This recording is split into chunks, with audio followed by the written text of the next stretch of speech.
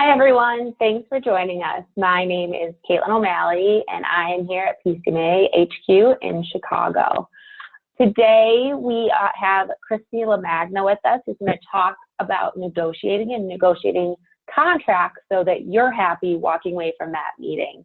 You may recognize Christy from last year. She did a couple webinars with us, and in August, she was on with us talking about site visits, where we were on answering questions for such a long time, because Christy has so much knowledge to share and so many resources. She's wonderful, and she knows so much about the meetings industry. So she's here to talk about negotiating, because she does that sometimes for her clients as well. Please remember to talk to everybody in the chat box. If you have a conversation, it makes the webinar experience so much more robust. And if you have any questions for Christy, you can put them in the chat or in the Q&A, and we'll come back at the end. Christy loves reading comments that are coming through. So if she asks you a question, she will be reading them or asking me what's coming through. So please participate. We also have a couple polls for you.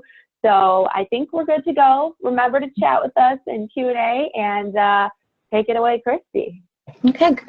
Hey, everyone. Thank you so much for all taking time from your schedules to join me today.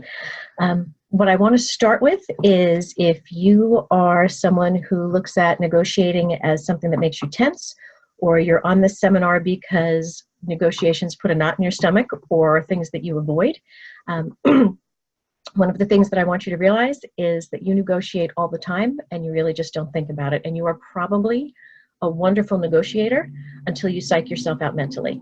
So if you have a significant other or a friend that you want to go out to dinner with, and the friend wants to have Italian for dinner and you want to have Mexican, and you say, if we can have Mexican, I'll buy, and they say, that's great, you've just negotiated. We negotiate with our spouses, we negotiate with our friends, we negotiate with our coworkers, we negotiate all the time. But when you get on the phone with a supplier, a hotelier, a vendor of some type, and you're looking at a contract, suddenly you're either insecure about what you can do or anticipate that something difficult is about to transpire. So my goal is to bring a sense of confidence and comfort to the process, because it's really not that hard.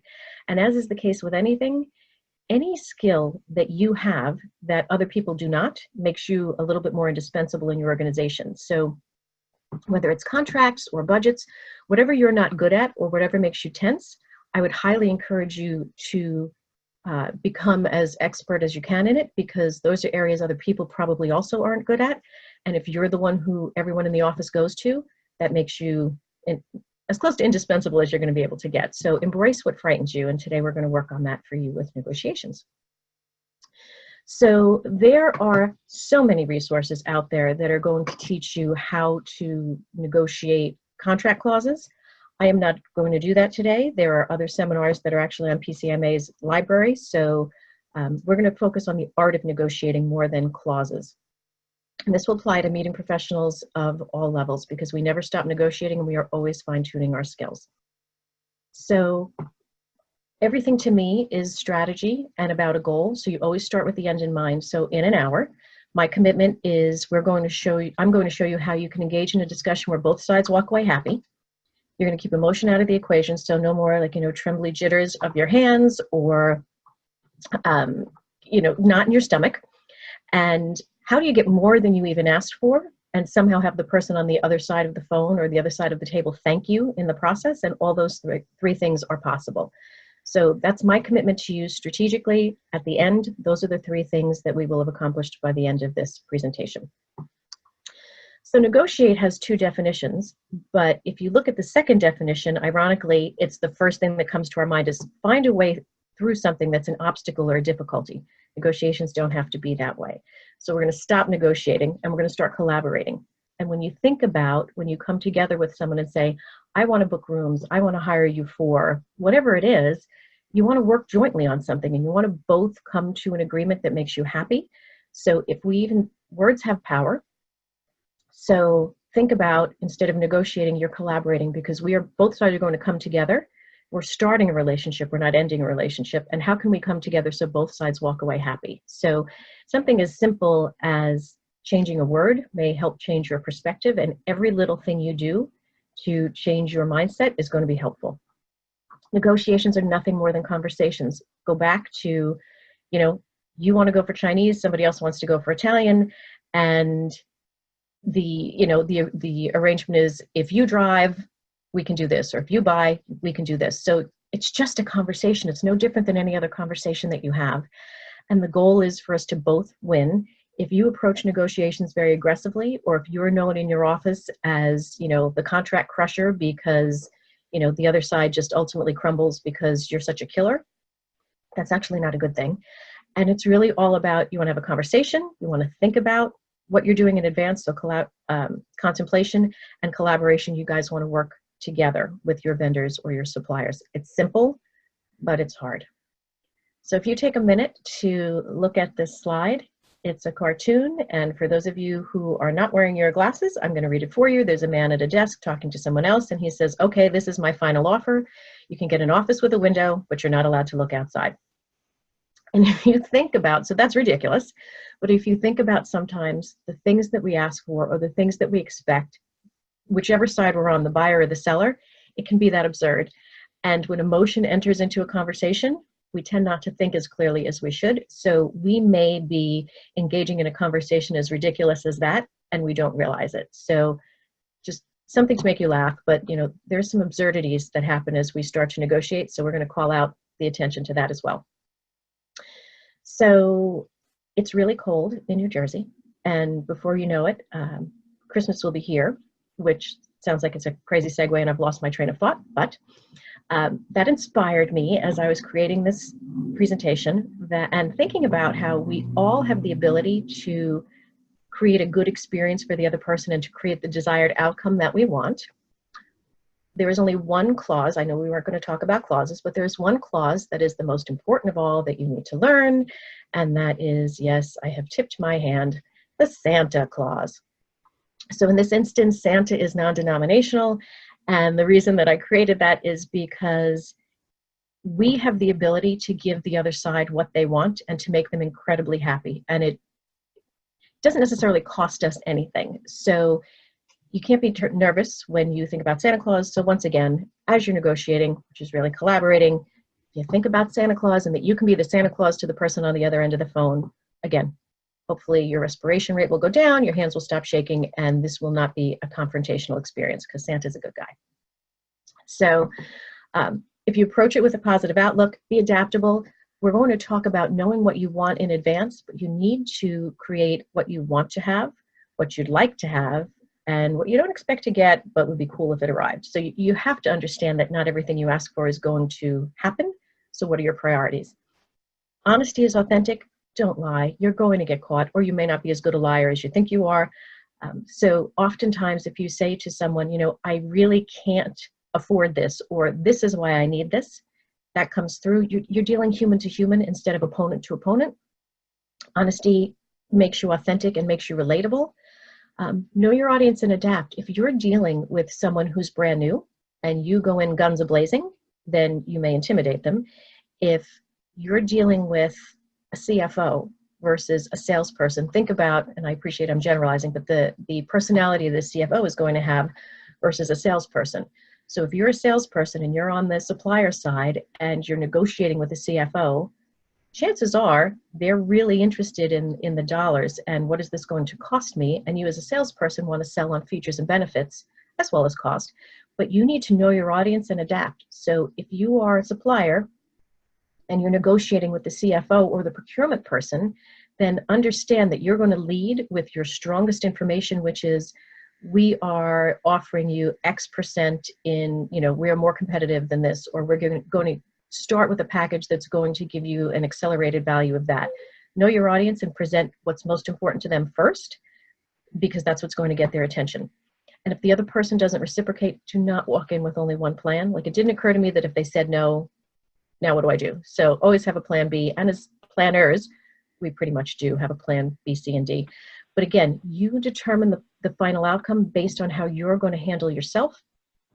Eleanor Roosevelt said, people can only treat you the way you let them. So if you're listening to me saying, yeah, but you don't understand because the people who I negotiate with are nasty or they're difficult, you have the ability to we'll go through this, approach that in a way that you can still control the outcome. So both sides have equal power, and you absolutely determine the final outcome to a negotiation, because at any given point in time, you can decline to continue the conversation until, the next day. There are tons of opportunities to change a conversation or the tone of a conversation, and we're going to go through all of that.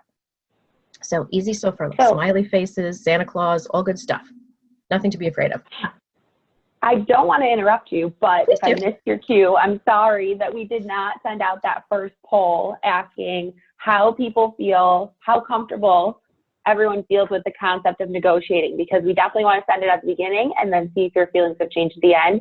So I apologize if I missed your cue, but I just wanted to let you know I'm going to send it out right now. I apologize. That was completely my fault because I closed it without talking to it. So that was me being so eager to just start talking to everyone that I just jumped in. So what we would like to do when we talk about goals is understand how you feel about this topic when you start and how you feel about the topic when you end. So what we'd like to get from you right now is, how comfortable are you with the concept of negotiating, with one being not at all comfortable? So if you would give us a sense of how comfortable are you with the concept of negotiating on a scale of 1 to 5.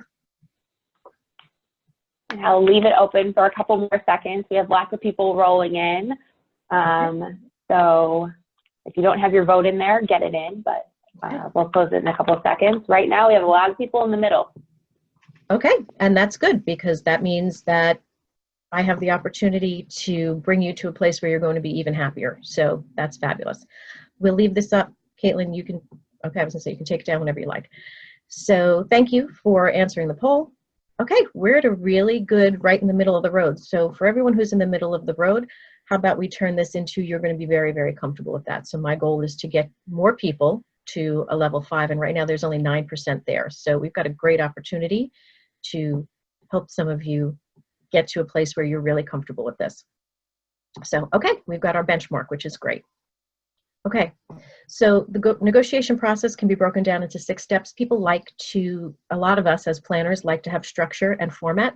So, and none of this is hard. And some of this you're going to look at and say, I know this. And it's one thing to know it, and it's another thing to do it. We all know that we should sleep 8 hours a night and exercise for, half an hour a day. How many of us do it? So for you to say, I know this, then the next thing you should be saying to yourself is, am I doing it? And if the answer is no, why not? So plan in advance. As someone who's been negotiating contracts for almost 30 years, I can wing a contract because I can read quickly and I know what I'm doing.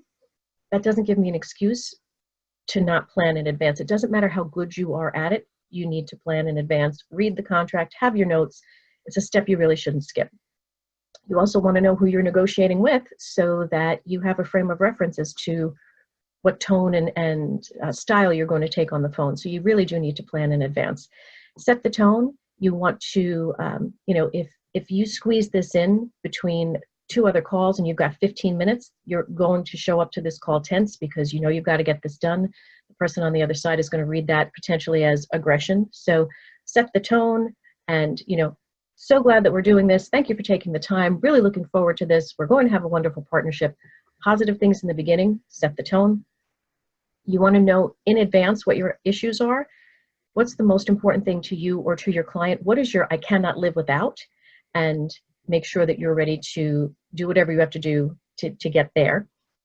Make sure that from a bargaining perspective, you are willing to be flexible. You get to the position where you're bargaining, which means you're just 1 step away from creating a mutually agreeable contract and coming to a settlement. So 6 steps, none of them are hard. So what's your style? As you're sitting there listening to me, are you the I plan in advance, or do you wing it? Are you very positive and excited to have this conversation, or are you ready to rumble and you're going to destroy your opponent? Do you identify the issues in advance, or again, you're going to wing it and see what happens as they come up and just react to what the other person is saying? And are you a good bargainer, or are you one of those take it or leave it kind of people? So if you don't know your style, here's an opportunity to do a little bit of introspective analysis. And it's helpful because if you are looking at this list and say, I tend to wing it, I do identify the issues, but I tend to be a take it or leave it person, and you don't necessarily have a positive feeling about negotiating, then that may be why. So oftentimes when there's a problem, we should look inward first. So if you're uncomfortable negotiating, it could be something as simple as, my gosh, if I actually read this contract in advance, I wouldn't be nervous because I would be prepared. It doesn't take necessarily a stroke of genius to solve a problem, and a lot of times we are our own worst enemies. Lead by example. So if you give context, one of the things that I really like to do when I'm negotiating is, okay, so let me explain to you, this client is this personality. So the reason I need this is because this is the audience and this is what's important to them. So my most important goal is this.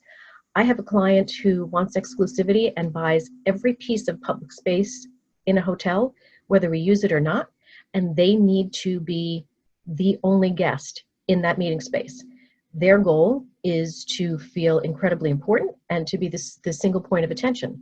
I have another client who, when we did the site visit, wanted to find out if the food could be delivered not just to where they were sitting next to the pool, but to them in the pool so that they didn't have to get out of the pool to eat.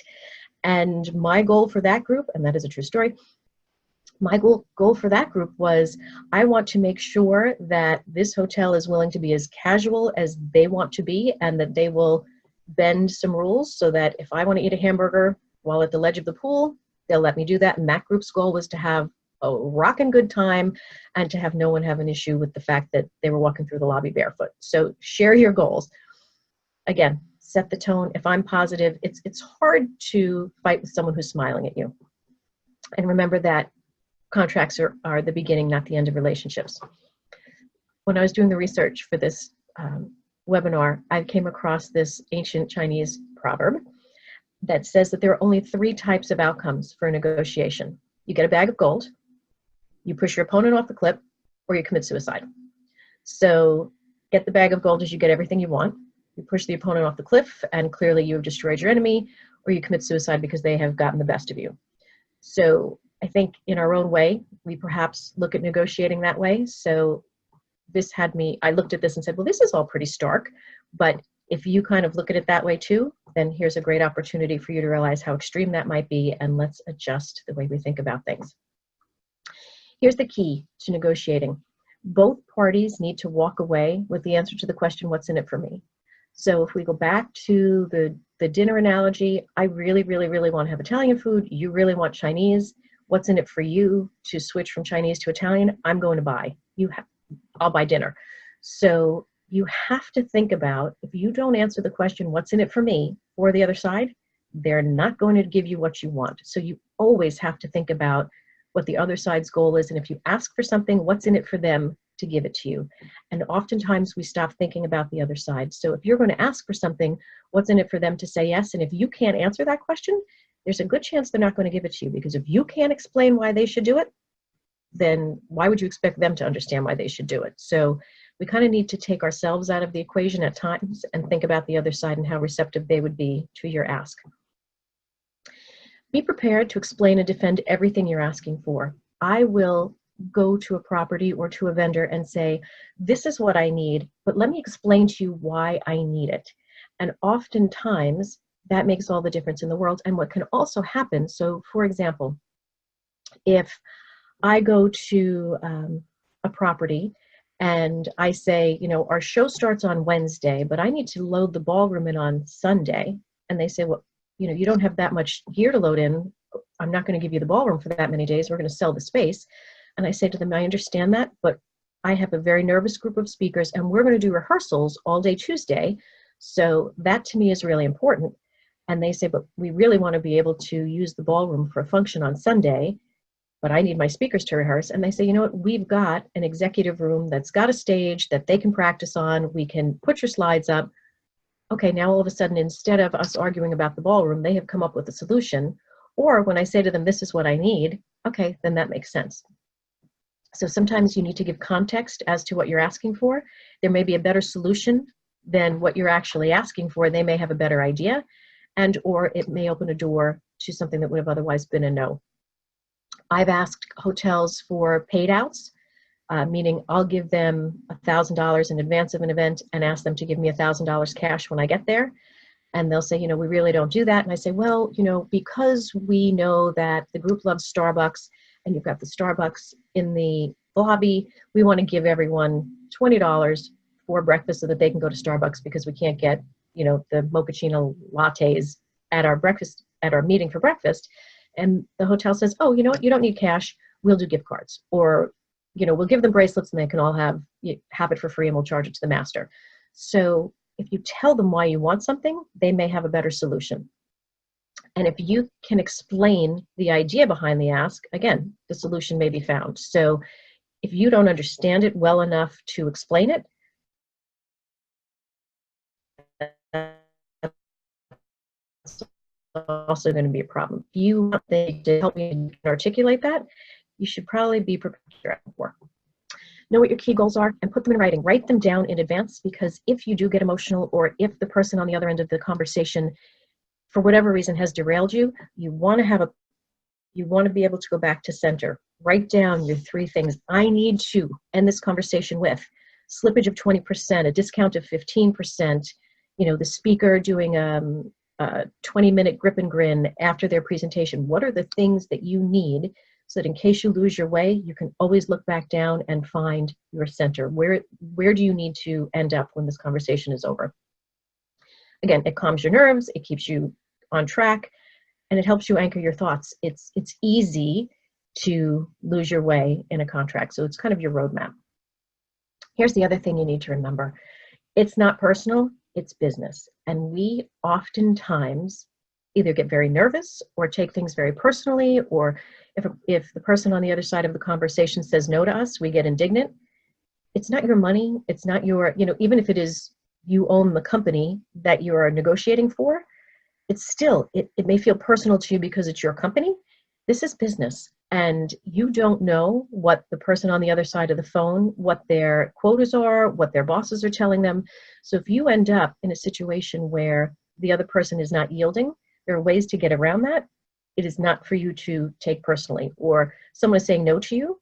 It's not you, it's the request. So don't take it personally. And the minute you start to take something personally, your emotions get involved. And it's not about you. It's never about you. If, I could have a bad day because I spilled coffee on my lap on the way to work this morning. So I show up to the call cranky, and you immediately think, wow, she's going to be tough to work with because she's coming across as, aggressive or unhappy. When you set the tone, when you start, you say, everything okay? How was your morning? I say, oh, I dumped coffee in my lap. Ice is broken. Here we go. It's not about you. And once you think it's about you, emotion gets involved and you're going to derail your own process. And we talked about you are responsible for the outcome. Don't get too deep into your own head, because you are your own worst enemy a lot of times if you're tense during contract negotiations. Statistically, first offers predict the outcome 85% of the time. So for you to go first and say, this is what I'm thinking, you both can't go first, but whoever goes first probably has the advantage. So since you can't both go first, the agreement should be, or it can be, tell you what, tell me what perfection looks like for you. I'm going to share what perfection looks like for me, and then let's go from there. So you tell me what you're looking for. I'm not going to speak.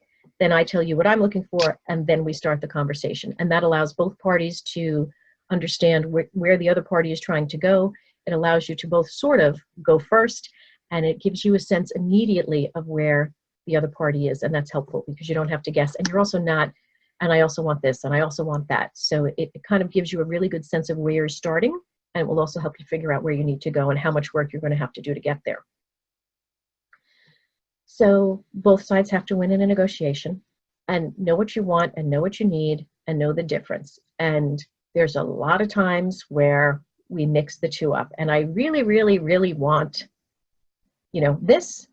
Will the meeting go okay if you don't have it? Yes, but I want it. Okay. Identify the difference between a want and a need. You're going to have to give something up.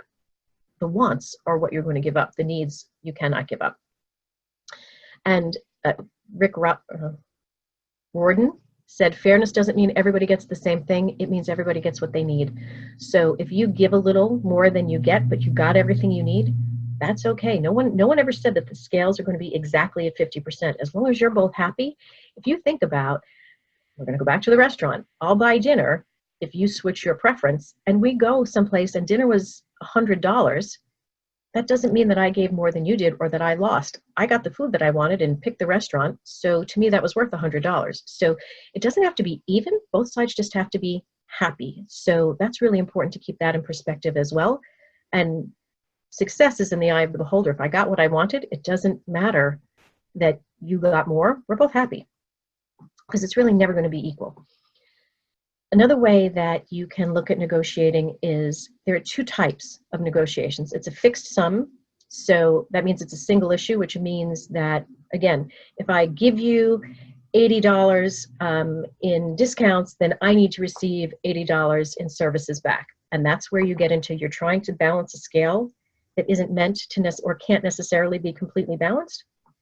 And then if you have a variable sum, there are multiple issues, which means there are multiple gains. Okay, I will allow you to have 20% slippage, but in order to do that, because I only wanted to give you 10, we're going to have to change your slip dates to 2 weeks earlier so that if you're not going to be able to use those rooms, I have more time to resell them. So there are other ways to negotiate things as opposed to, if I give you this, I must get that. So how can we be creative? And if you think about what other ways can I get to where I want to be, it's going to open up a whole lot of conversations. So I love this picture because it goes back to what you want and what you need. And of course, we all want the cake, but if we're hungry, we may need the apple. So come up with 3 must-have items and come up with where you can be flexible. It would be great if 50% of my group could have early check-in. If they don't, we'll get a hospitality suite, we can get over it. It would be great if 50% of my group could have late checkout. If they can't, we can do a hospitality suite. We'll throw some alcohol in there. Everybody will be happy. So know what you want, know what you need. Come up with 3 things that you need to have. Come up with 3 things that you like to have, and 6 I don't need. So it would be great if I could have, but I'm happy to get rid of it, and that will allow the conversation to keep going. And you may give up something that is really powerfully important to the other person, and you didn't even care about it. So think about things you can get rid of, and for all you know, I may value what it is that you're giving me back. So come up with those lists. If it's not your final and fair offer, don't say it is. So for me, I've worked with hotels that will say, okay, this is as low as we can go, this is the best we can do, and we'll go back to a client, and the client will say, absolutely not acceptable. They call the hotel, and the hotel says, okay, and they change what they've told us. There are many problems with doing that. And conversely, if you're on the phone and a supplier says to you, I need this much, and you say, I'm absolutely not able to do that, I don't have the budget, and the supplier picks up the phone and calls someone else, and suddenly they get the money that they need, think about all the reasons that can destroy a relationship that is beginning, not ending, and all the tension that that's going to cause, and the credibility that you'd lose, and the unnecessary angst that causes both sides. So if you're not in a position where this is your fair and final offer, don't say it is, don't play games, and don't squeeze the other side to the point of resentment. So just because it is a buyer's market, that doesn't mean that I should ask for the world. Just because it's a seller's market doesn't mean you should nickel and dime me to the point where I resent you.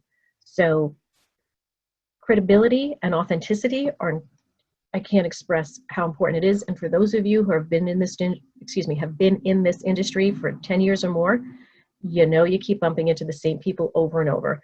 And I say this often, what do people say about you when you leave a room? And how do people feel about you? What do people feel when you walk into a room? So if you are a fair negotiator and easy to work with, that's going to get around. I'll tell you a very quick story. I took a job on my first day. I looked at the contract for a big sales meeting, and we had 20,000 room nights that were contracted. And I'm thinking, my gosh, I didn't pay attention during my interview because I didn't think the company was that big. And I went into the EVP of sales and I said, we have 20,000 room nights. And he said, no, we have 2,000. And I said, no, we have 20,000. And the person who was pitching in made a significant error. And we did have 20,000 room nights contracted. And my first thing to do in that job was to call all these hotels that we had bought out. We bought out all of Nob Hill in San Francisco and the Westin St. Francis. I didn't need 4 of those hotels out of 5. And I had to call them and reverse engineer a contract. And the group the hotelier who said to me, wow, this is your first day and this is what you're dealing with. I really, you know what, this puts us in a terrible position, but I can't imagine what you feel like. We're going to figure this out. That was 22 years ago. I still tell the story. I still remember the person. And everywhere I go, I talk about this guy. His name is William Fong, and he's with the Fairmont in San Francisco. 22 years later. People remember who you are. People remember what you do. Most importantly, people remember how you made them feel.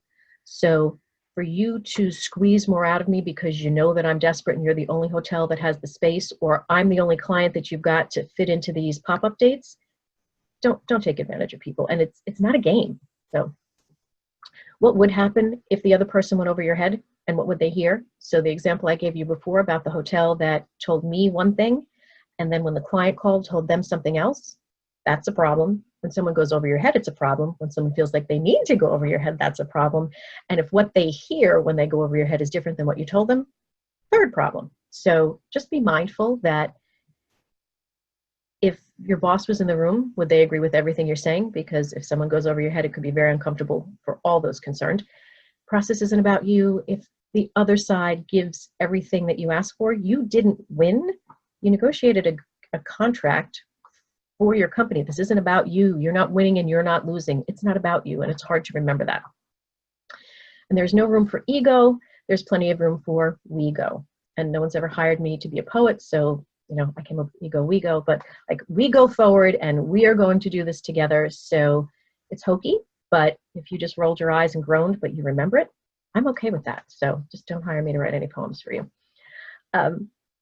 People like to play games, and here are some. I thought that it would be helpful for you to be able to identify some tactics that people use. And you'll notice we're not talking about, here's the surefire way to get this, and here's a way to get one up on the opponent.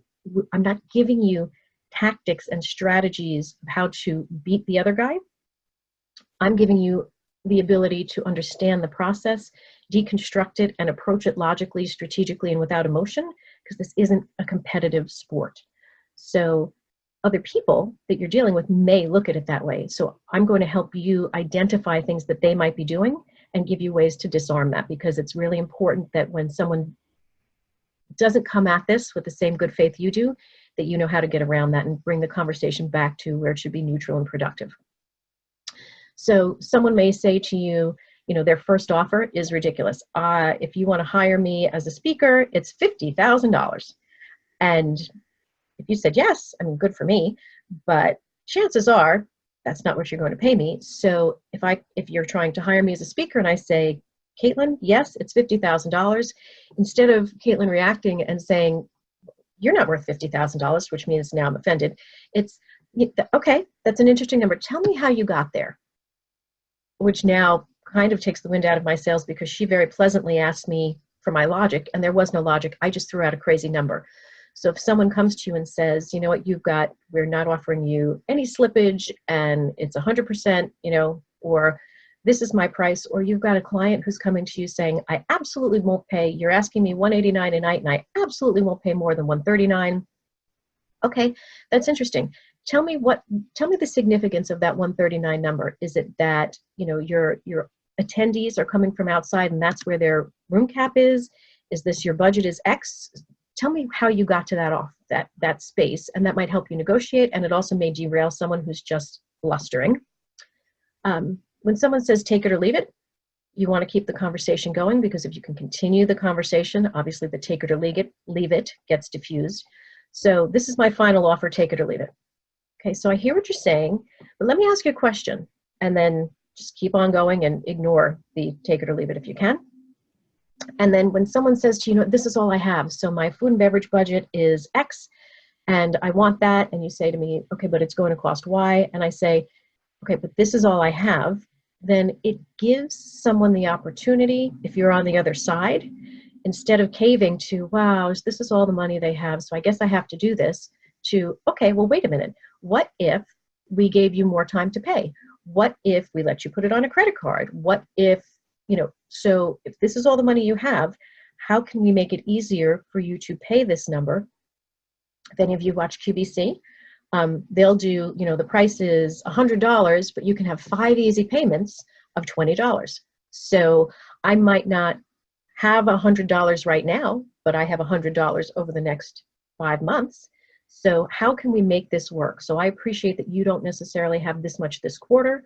What if we put the second half of the billing to the second quarter? Tell me how we can work this out. So when you hear, or you're the one saying, this is all I have, then here's what you can do. If this is all you have and the other side says, I can't help you, well, what if I paid you 50% up front so that you had a big chunk of money? Would that be helpful? So if you're the one who only has X amount of dollars and the other side says, take it or leave it, well, what if we paid with a wire transfer instead of a credit card so that you don't pay all the credit card fees? And would that be helpful? Because you're not paying any more, but the other side is making money because you're going to pay by a wire instead of a credit card. Or what if we pay within 30 days or 15 days or 10 days net? Would that be helpful? Because there's value in that. So if someone else comes at you with that, here's what you can do to negotiate around it. And if you're the one with that problem, here are some ways that you can help the other side solve it. So if that's helpful. Okay, if someone gives you the squeeze, okay, can you do better? Then you can say, yes, I can. So if I give you this, then how about that? And it's never going to be fair, but I have worked with clients who will ask and ask and ask, and there is no threshold. So if you're able to say, now that I've given you this, what would be really helpful or what will allow me to give you this is if we can do that. I had a client who, I told you, wanted to work on the attrition, and it was okay, but now we need to move your drop dates. So yes, I can do this, but can you help me here? And it may not be a monetary thing, but there are ways that if someone keeps asking and asking and asking, there are ways to say we both need to give. Understanding, again, it may never be equal. When someone says to you, the average rate of XYZ for a videographer is this, and you say, that's interesting. Tell me where you got those numbers, because I have to be honest, that's $10,000 less than I'm charging you. So could you just tell me who gave you that or where you're getting that data from? Because if I really am that overpriced, I will fix that. But it would be great if you could share with me where you got that data. So it diffuses someone just throwing out numbers or trying to threaten you with an argument that doesn't actually exist because they're just making things up. And maybe they're right and you can learn something. The other thing that people will do is a definite yes, but not. So can we load a car into the ballroom? Absolutely, not a problem. Well, the freight elevator only works for blah, blah, blah, blah, blah. So I'm sorry, you told me yes, but now you're telling me not really. Well, because we would have to stop the freight elevator because we only have one and we use it for deliveries, you're going to have to pay an extra $5,000 because we have to bring people in early so that we can unload the deliveries during those hours, and then you can use it for loading a car into the ballroom. So when people do that to you, they hook you with the yes, then you get the no, and then you get the maybe, and they're hoping that you fear that you'll lose the deal if you say no.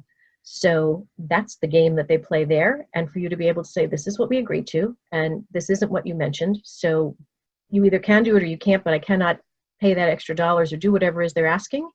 The game is, I said yes and I got you hooked, and now I'm going to change my mind, hoping that because I got you so excited that you said yes, now you won't back down when I say yes, but. So you have some power there if you recognize what someone is doing. They're looking for you to be emotional and fearful that you lose something, and if you are, they will take advantage of that potentially. Good guy, bad guy. I'm sure anyone who watches TV sees good cop, bad cop. But if you have someone who's negotiating who's lovely to deal with and someone else on the phone who's difficult, or I would love to give you this, but my business partner who's right here says I can't. One of the easiest things to do is say, you know what, it sounds like you two might not be on the same page. So do you want to take a minute and I can step out of the room, or we can talk again tomorrow, but I think you guys need to come to some decisions and then we can finish this conversation. So don't let the good cop, bad cop thing derail you or confuse you. Put the onus back on them because it's usually a game and they can make that stop the minute they decide to. And if someone is very emotional, I've had people cry and I'm not that mean. So don't react and just say, you know what, it seems like you might need a break. How about we just step away? Don't feed into it, and you'll find that they might recover a whole lot quicker than they would lead you to believe. Listen for style and substance. Make sure that people aren't blowing smoke because sometimes they do. make no assumptions. You might be surprised at what you hear. If you think that someone is, if you walk in with preconceived notions, you're going to react to something that hasn't even been said yet. Listen is a validating tool. Don't talk over people. Let them speak, and they may give people talk about what's important to them. So if you let me speak, I'm going to give you the information that you need about what I value, which will then allow you to react accordingly. So listen first, speak second, and then take notes, because it's easy to forget. Or you told me this, and then later you said this, and it helps if you have it all written down, because you're not going to be able to quote the conversation verbatim. Sometimes you're going to need a useful phrase or a habit to expedite this, or excuse me, have it go a little simpler. So for you to be able to say to someone, if you're at an impasse, you know what, here's my goal. Perhaps there's a better way for us to get there. That's a great way to open the conversation, to help me get to where I want to be. I need your help. When I hit an impasse with someone, I will absolutely say to them, would you be willing to explain that to my client? Or when I was in corporate America, would you be willing to explain that to my boss? Because I just don't, this isn't clicking for me. So I need for you to get on the phone and help me explain this to my boss. If they're blustering, usually that goes away. So that's a really great way to potentially disarm someone. Is there anybody, if you are dealing with someone whose favorite word is no, because some of us believe that the power is in no, and if you're one of those people, understand that the power is in saying yes. So if you're getting a lot of no's, a great sentence to say is, you know, is there somebody else who should be part of this conversation who we could perhaps invite in? And it's a non-threatening way of saying, I need to talk to your supervisor. But is there someone that we can bring in who may have the ability to say yes to some of these things? And you can do it very positively. You can, I mean, there are just so many ways that you can do this. One of my favorites is help me understand. So when someone's saying something that I consider to be ridiculous, my favorite phrase is help me understand, because what I'm basically saying to you is you make no sense, which I can't say. So I'll just say, help me understand how you got there, or why that makes sense to you, or, you know, why this is so important. And again, it may help you find a resolution, or to just say, how can we find a resolution? And you put the onus back on them.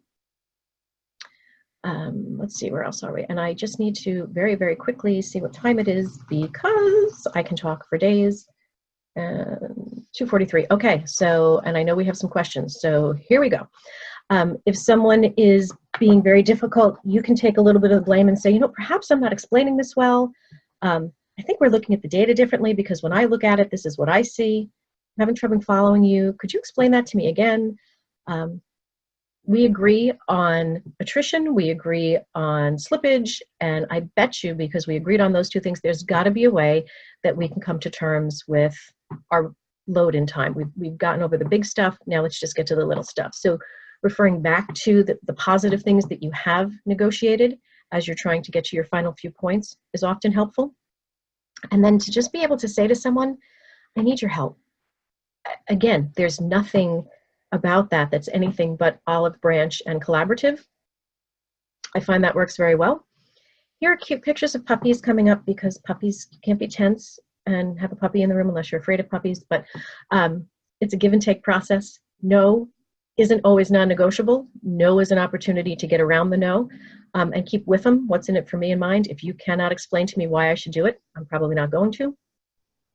If you don't understand something, ask. When you're negotiating or collaborating, this is not the time to be afraid to ask a question. So, and it gives me the opportunity, if I'm the person you're asking, to share with you, to feel useful, to impart information. So sometimes you can ask a question because it's going to make the other person feel good, or because as you're asking the question, as they're giving the answer, they realize, this may not actually make sense. So questions can actually be a collaborative tool. And it forces people sometimes to speak to the facts instead of the emotion. Quick things, when you're dealing with a hotel, you have to remember space rates and dates. You can only pick two. It's not always about price. Don't focus on price. There are other ways to negotiate things. And sometimes it's not about the money, it's about the timing, or it's about the location of something. Always ask, tell them what, if you're a hotelier, what are the three most important things to you, so that you understand and you can negotiate with them well. Your client may want the latest in technology, and your hotel is now 5G, has drop-down screens, and drones bring you breakfast. Who knows? I have a client who will pay any rate, but they need to be the only person in the building. So remember that it's not always about price. That's really important. And just ask questions, keep the conversation moving forward, and don't say why. So just say, what was the thinking behind that? Because when you say why to me, it leads me to, or it causes me to be defensive. So could you help me understand how you got there? What was the thinking behind that? Always have a plan B, and always be willing to walk away. That could be in this moment, in this conversation, or entirely, and that can be difficult. And if you're a third party, you can't always do that. But what you can do is say to your client, this is a contract that I don't think you should sign, and I don't recommend it, and you put it in writing, because sometimes we are not in the position to take the final decision. So I say have a plan B, but the plan B may just be, I do not recommend that you do this. Here's why. I'm leaving you with the decision, but I highly recommend you do not sign this. And then the client will do what they're going to do. I know we are getting tight on time, and I know that there are some questions. Caitlin, do we want to pause and talk through some of the questions? I want to be sensitive to what people want to hear, and you will all get these slides. So you're not going to miss anything if we pause for a few questions. Sure. I have 4 questions, and one just popped in right now. So if you want to take a couple, or we can keep going, sure, whatever you decide. You just stop me when you want me to stop. Let's start, and we'll do a couple. Okay, so we had someone ask a question about negotiating fees for service when it's which this can be something that you relate to when it's for your own business, because then it feels a little bit more personal. So if you have any suggestions on, you said, of course, it's not always personal, it's business, but it's harder when you are, when it's your own business, because then it is personal. Yeah. And so what happens oftentimes when someone says, so let's imagine, I cut hair, that's a service, and I charge $250 to get my hair cut, and you say, could you work with me on that? It's for one of 2 reasons. I think the price point is it's for a few reasons. I think the price point is too high, which means I might not be your ideal client. It may mean that I'm just bargain hunting, or it may mean I don't understand what the service is that you're offering fully. So when someone comes to me and says, can you work on that price? And I'll say, well, I'll start with, tell me what you were thinking. And so if I'm the hairdresser and they say, well, I was thinking $200, and I say, you know what, that's fine, because what we'll do is we just won't do a blowout, and you're going to leave with your hair wet, but yes, I can meet that price point. So if it's a service, you may be offering something that they are willing to give up. So if you lower the price, you do not have to keep the same level of service or offerings. So some people may say, you know what, I'm happy to leave with my hair wet, I just really want you to cut it. That's fine. And it gives you back time. So you're not necessarily giving up dollars. It may be that they don't understand just how difficult what you do is. If you think about, if you've ever been to a gallery and you fall in love with a piece of art or a piece of pottery, and it's priced insanely, and you're like, wow, this is just a flower. I can't believe it's this much money. And they say, you know what, it's made of amber. Oh, I didn't realize that. Okay, now I understand the value behind it. Or it actually took me 12 hours to make that because I do each one by hand. Oh, now I understand the value behind it. So you can either, I charge $10,000 because this is going to take me 300 hours to do this, and there are 5 of us working on it. So actually, that's how we come up with that number. That's for me to cover my expenses and simply my hourly rate. That could be helpful. So find out when they're trying to negotiate for a service, can they truly not afford it? Think about it. If you are the best at what you do and I can't afford you, I can go to Neiman Marcus and I can find a sweater and bring it up to the cashier and say, I can't pay $1,500 for this, but I'd love to pay $150. She's going to wave goodbye to me and send me to the store down the road. So just because I can't afford it, that's not your problem, that's mine. And if you negotiate to the point where you are taking less than what you're worth, you do 2 things. You fill up your time with a client who is not using your services well. And when someone does come in who can afford you, now you're diluting your time for them. And you're never going to get a higher price from that person, because once I go to Neiman Marcus and pay $150 for the sweater that was $1,500, I'm never going to pay $1,500. So don't dilute your value trying to win a customer over. You can say, I'm going to do for one time only, I'll give you a free hour of X, or give them something, but it has to be understood that this is for a new client, or this is if you pay in advance. Services are a little bit squishy, but you have to demonstrate the value, find out if they actually are your client because they just may not be able to afford you, or figure out if you're offering something that they don't necessarily need or value. And if you take that away from the equation, it gives you more time and they don't have to pay for it. So I'm hopeful that answered the question. If it didn't, I'm going to give you my email and we can talk more. Do you want to do one more? All right. Sounds good. Sure. So I think this is something that most people deal with if you put on a meeting. If you go to a city or to a location that has union laws. So this person is asking when they want to bring in their own AV, but then there's union AV. Is there a way to negotiate so maybe you can bring some of your people in so it's less expensive? Because we all know that unions make everything a lot more expensive because of all of the laws and all the fees and all the everything. So is there a way to negotiate that cost or negotiate, you know, doing half and half, bring in some of your people or something like that? What I will tell you is the power in negotiating with unions is you vote with your wallet and you vote with where you go. So if there are cities that are completely union, Chicago being famous for like their unions, and there are some cities that are somewhat flexible, one of the things you want to ask is this a union hotel? And you need to ask more than is this a union hotel? What parts of the hotel are union? Is it your housekeepers? Is it your banquet staff? Is it your production team? So if you just say, is this a union hotel? And they say no, because the housekeepers aren't union, but the production team is, you don't want to find out later you didn't ask the right question. When you're dealing with unions, there is no negotiating. There's not. It's beyond the hotel's control. It's even beyond the worker's control, because you may say to the production team, can you just work an extra half an hour and not charge me $400, the 4-hour minimum? They really can't. So you vote with your wallet when you choose the venue, because once you've signed, it's too late. And there's a hotel in Vegas that I will not mention that absolutely forces you to use their in-house entirely. You can't bring someone else in, no matter how many of their people you hire. I don't use that hotel. And I've told them that as long as this exists, I cannot come to you. So no, unions you cannot negotiate after the fact. You can only negotiate where you go and pick a property where that won't affect you. And the issue of production in a ballroom and having people shadow because you have to pay a union guy, but then you bring in your own, insanely expensive. But if that's the venue you chose, you do have to live with that. There is no answer to that. And I'm sorry, but that is a sad reality of unions. And I'm not saying I do or don't like unions. So, yeah. You are neutral on unions. Completely. No political statements. Yes, no. Okay, so we have more questions coming in, of course. I think a good question is when you were talking about how you have priority items, like I can't live without these things when you're negotiating a contract. Do you usually suggest bringing in, okay, we're at this topic here, here's my must for this. When we go to the next point in the contract, bring in my must for this. Or do you come in with an overall list and say, how can we work with this before you go step by step?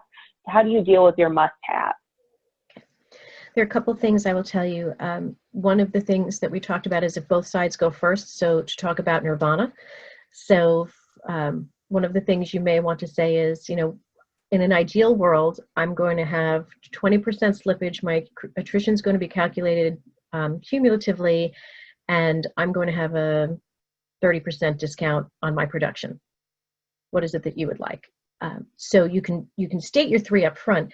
One of the things that I am very proactive about is when I am sending out, I used to call them RFPs, requests for proposals, but now I call them RFCs, requests for collaboration.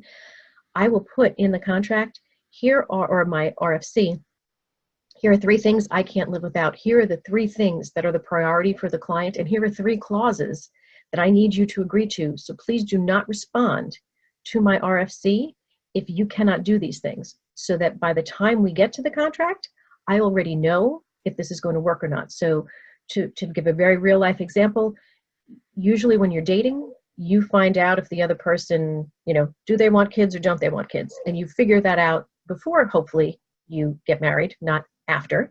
So find out the big stuff up front instead of we've already entered into this contract and now we're negotiating it. So I tend to, in the very beginning, when I send out my RFC, the client who needs to be exclusive, sorry, meet my dog. The client who needs to be exclusive, you know that before I even begin to look at the space.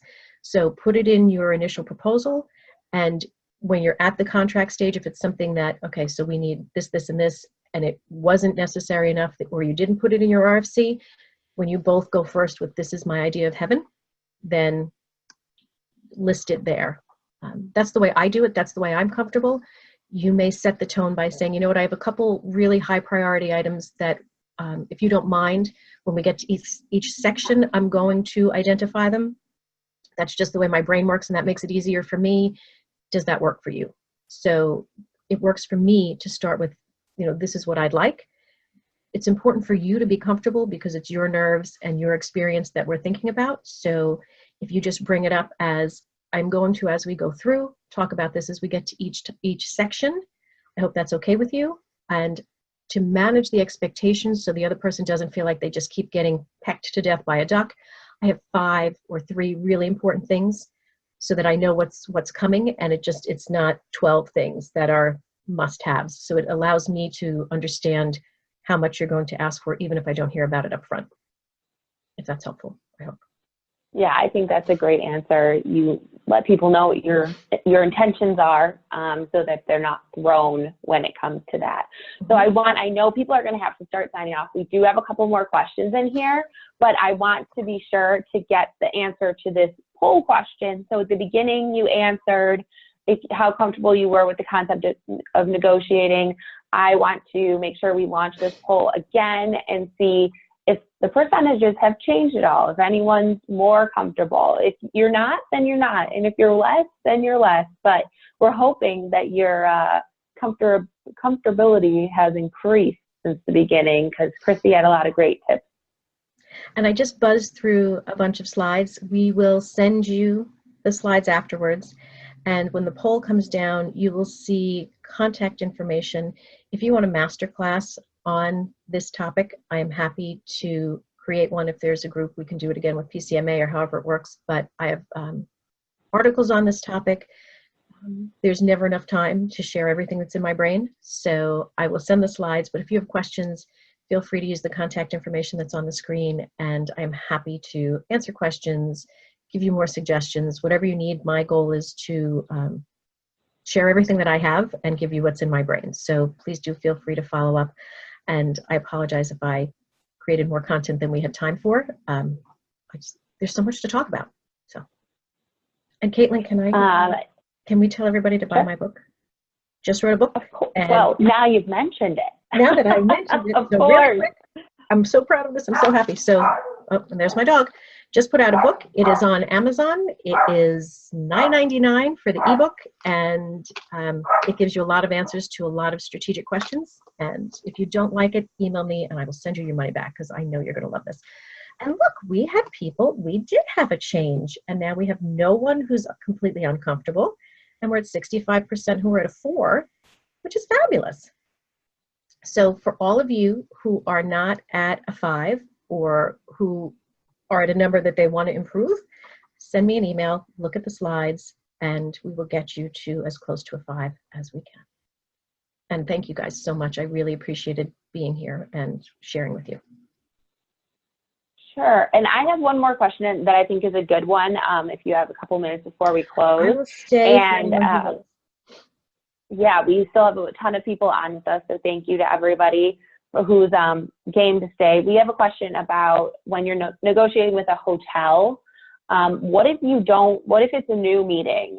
You know, you put on this annual meeting every year and you're going to try doing another one, you know, in June, and you have one in December or January. How do you negotiate with a hotel when you really don't know how many attendees that you're expecting? Is there a way where they have some sort of sliding deal or something like that, or can you make a contract that's not a definite, I'll reach this many people, without making the cost, you know, extravagant for those who are registering early on in the process?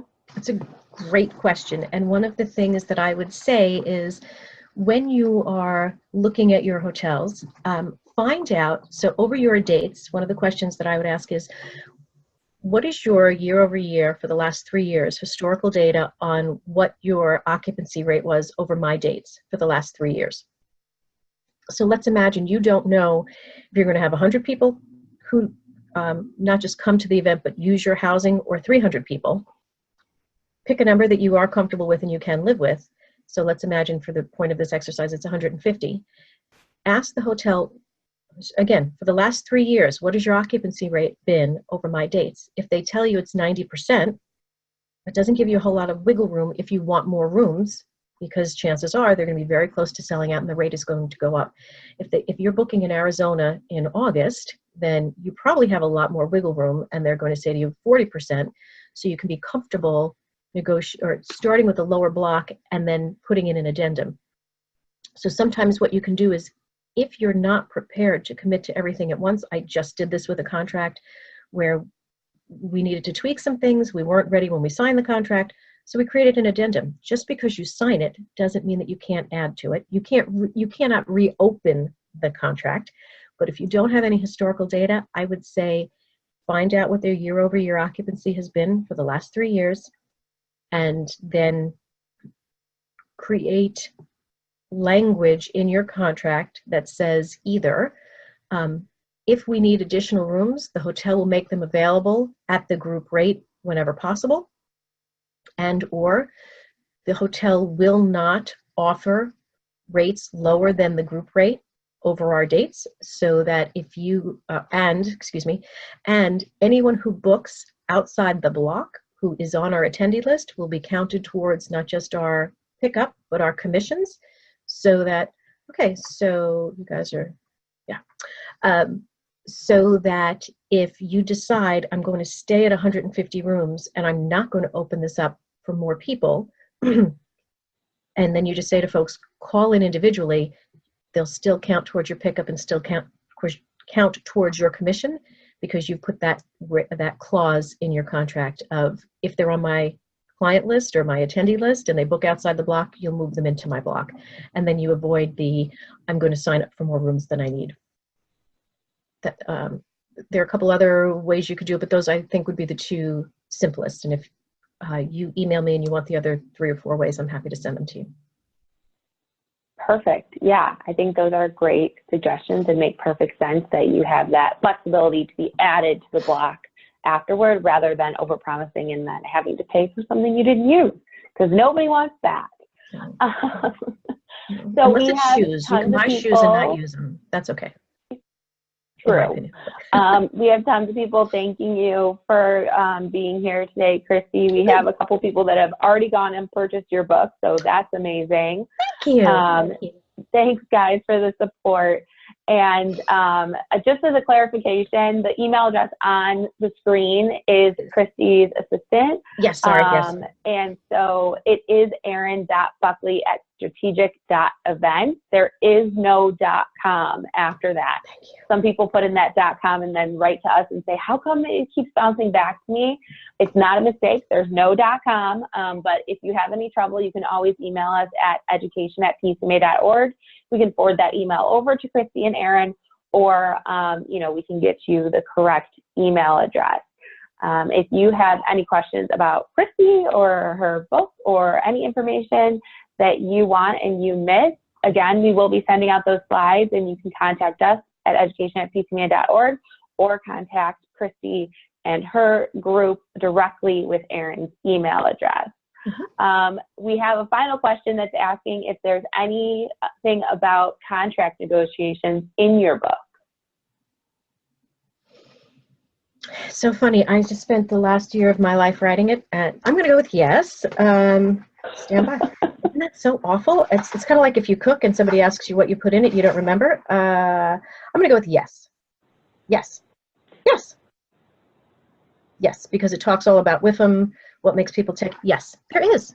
Yes, there is. And on my website, there is tons of free stuff that you can make use of that's all about negotiating contracts. And I think we have on our PCMA library a webinar from negotiating contracts. So that also exists. But yes, the book does speak to negotiating with speakers, talking to difficult people, how to work with hotels, vendors, and third parties. So yes, it does. Perfect. All right. We already got to thank you for that answer. So I guess I want to thank everybody for joining us. Sorry we're a couple minutes over, but great information. As always, thanks, Christy, for being here. And do you have any final words of wisdom for us? You know what? It's not about you, and don't take it personally. And remember that you have all the power, because you can always pause a conversation or walk away from a deal. So please don't let other people intimidate you, and you can only be treated the way you allow yourself to be. So believe in yourself and just take a deep breath. You're better than you think you are. Great. I love that advice. Well, thank you once again. Thank you to everyone who joined us either online or live today, and we'll see you next time. Thank you.